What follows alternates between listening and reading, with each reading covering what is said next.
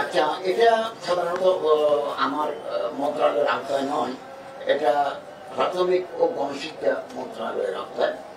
আমি ওনারা দাবি করছেন, আমি মাননীয় প্রাথমিক ও গণশিক্ষা উপদেষ্টা মহোদয়কে বলেছি যে এটা নিয়ে আপনার বসা দরকার, বসা দরকার।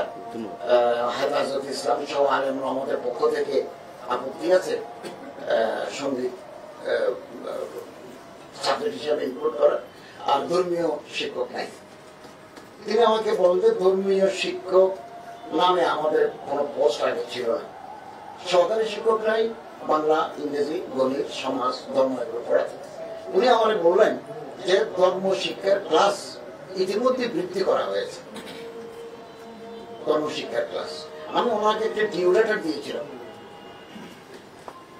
আমি দায়িত্বে নেওয়ার 6 মাস 7 মাসের মধ্যে আমি বলেছি যে সমস্ত কওমি মাদ্রাসার ছাত্রের দাওরা হাদিসের সনদ আছে, যেটা বিগত government MA Arabic, MA Islamic Studies in equivalence, it accepted by the, approved by the parliament.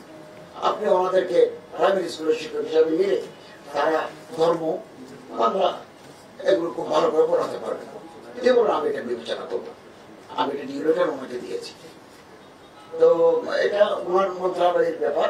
তারপর আমি আলাপ করবো, ওনার সাথে আলাপ করবো এই ব্যাপারে, যাতে ওনাকে উনি এটাও আমার বলেছেন সঙ্গীত শিক্ষার যে ঘোষণাটা এটা খুব দ্রুত বাস্তবায়িত হচ্ছে না, এটাও না নেওয়া যাবে না।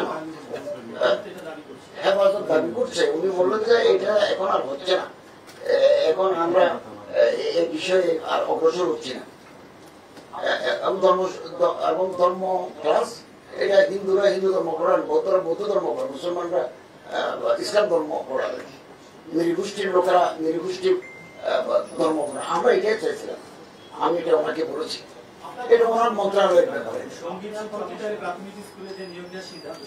না, এটা আমি বলতে পারবো, যেহেতু এটা আমার মিনিস্ট্রির আন্ডারে নয়। উনি আমার এতটুকু বলেন তো সঙ্গীত হেফাজতের দাবি বা বিভিন্ন ইসলামিক দলের দাবির ভিত্তিতে প্রাথমিক ও গণশিক্ষা মন্ত্রণালয় এটা বিবেচনা করছে কি করা যায়। এখন তো সঙ্গীত শিক্ষা বাতিল, এটা তো আমি ওনার মন্ত্রণালয়ের কথা আমি বলার তো সবই চিন্তা।